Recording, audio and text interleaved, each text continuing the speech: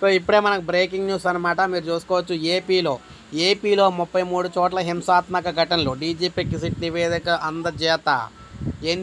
ఏపీలో ఎన్నికల రోజు ఆ తర్వాత జరిగిన హింసపై సిట్ ప్రాథమిక నివేదిక డీజీపీ హరీష్ కుమార్ గుప్తాకి అయితే అందించడం జరిగింది. ఈ నివేదికను సిట్ చీఫ్ వినీత్ బ్రిజ్లాల్ డీజీపీకి అయితే అందజేశారు. 3 జిల్లాల్లో 2 రోజుల పాటు పర్యటించి ఈ బృందం నిన్న అర్ధరాత్రి వరకు ప్రత్యేక దర్యాప్తు కొనసాగించింది. ముఖ్యంగా చూసుకున్నట్లయితే మాచర్ల, పల్నాడు, తిరుపతి జిల్లాల్లో 33 ఘటనలు అయితే నమోదైనట్లయితే ప్రాథమిక నివేదికలో పేర్కొన్నారన్నమాట. అలాగే కొన్ని సెక్షన్ల మార్పుపై కూడా సిఫార్సులు అయితే చేసింది. కొత్త ఎఫ్ఐఆర్లు నమోదు చేసే అంశంపై కూడా కొంత సమాచారం ఇచ్చినట్లు నివేదికలో పేర్కొన్నారు. కొందరు అధికారులు హింసాత్మక ఘటనలు జరుగుతాయని తెలిసి కూడా ఆలస్యంగా వెళ్ళినట్లు, స్థానిక రాజకీయ నేతలతో కుమ్మక్కైనట్లు సిట్ తన ప్రాథమిక నివేదికలో పేర్కొనడం సమాచారం.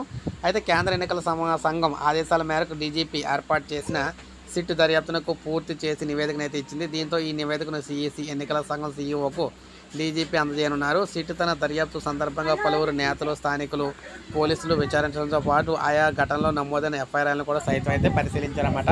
సో ఏది ఏమైనా మొత్తంగా 33 ప్రాంతాల్లో ఘటనలు అయితే నమోదైనవి. దీనికి సంబంధించి బాధ్యులు అయితే పర్యవసానం అయితే ఎదుర్కోక తప్పదన్నమాట ఇప్పుడు. సో ఇది మనకి లేటెస్ట్ అప్డేట్ ఏపీలోనే. ఒక లైక్ చేయండి, సబ్స్క్రైబ్ చేసుకోవాలి, మన ఛానల్ సబ్స్క్రైబ్ చేసుకొని ఫాలో అవుతారు.